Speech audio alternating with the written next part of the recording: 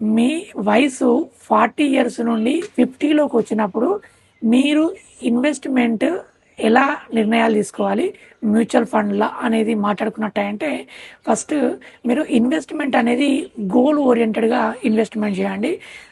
పిల్లల ఎడ్యుకేషన్ కొరకు సపరేట్గా, తర్వాత రిటైర్మెంట్ కొరకు సపరేట్గా, తర్వాత మ్యారేజెస్ కొరకు సపరేట్గా ఈచ్ గోల్ అనేది డిఫరెంట్గా ఉన్నట్టంటే సెగ్రిగేషన్ చేసినట్టయితే ఉంటుంది.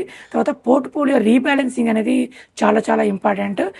ఈక్విటీలో నుండి డెట్లోకి తీసుకురావాలి. వయసు అనేది 40 నుండి గ్రాడ్యువల్గా 50కి వెళ్తున్నప్పుడు, మళ్ళీ 50 నుండి 60కి రీచ్ అవుతున్నప్పుడు ఎక్కువ ఈక్విటీలో ఉంచడం వల్ల ప్రాబ్లమ్స్ ఫేస్ చేసేదానికి ఛాన్సెస్ ఉంటాయి.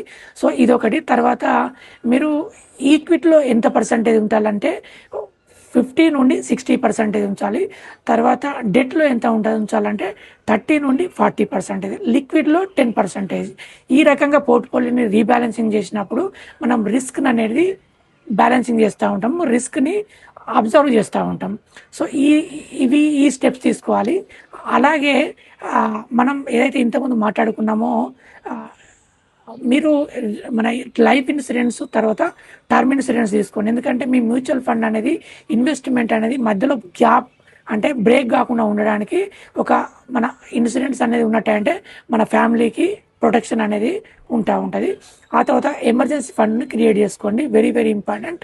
తర్వాత మనం ఏమైతే మాట్లాడుకున్నామో portfolio rebalancing, goal oriented investment, ఈ కంపల్సరీ తీసుకోవాల్సిన స్టెప్స్ ఇది తీసుకున్నట్టంటే మీరు ప్రశాంతంగా ఈ 40 నుండి 50 ఆ తర్వాత 60 అనేది ఒక ప్లాన్డ్ వేలా, ఫైనాన్షియల్ ప్లాన్డ్ వేలా లైఫ్ అనేది మంచిగా ముందుకెళ్తూ ఉంటుంది.